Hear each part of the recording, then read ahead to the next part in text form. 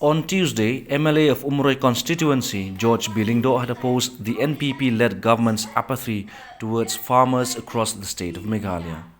Speaking at a function held in Shillong, George B. Lyngdoh lamented on the plight of the farmers in Meghalaya and particularly in Rebhoi district, wherein not much help from the government has been extended to them, despite multiple demands from financial help from their end. Lyngdoh reminded that the pandemic had hit hard on the farming community and the intention of the state government through its agricultural project focus seems to be not aligned with its own interest of catering to needs of farmers across the state.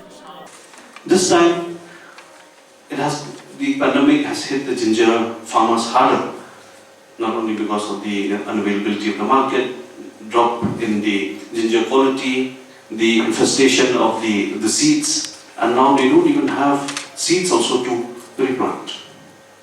So it's such a sad story for the farmers. And coming to the interventions given by the government through focus, I think, sir, the word may be focus, but then in the field is totally out of focus. Because they have built the societies overnight. And most of them don't even have the experience in farming, sadly. Even though the intention was for farmers. But then it was, as you had said, the cooperative came, the entire cooperation came because of the headman. So the headman assembled a few people and then, gave them a few names, grouped them up, and the 50,000 came.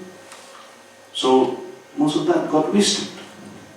We're seeing that all these checks that are being on the opposition, so I'll be very frank. So all these checks that are being shown around, in fact, it has just gone down the drains.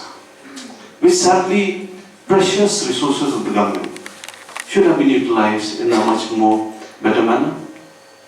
Not in the speed with which the government wants to work, but in fact the speed at which the farmers expect the government to support them. That through proper identification of the farmers, we will see the need. We will see their need. And supporting them would be the challenge. How do we support them? That is the biggest challenge amongst us, in front of all of us, but then making them successful as we see it today is the biggest victory and the sweetest joy.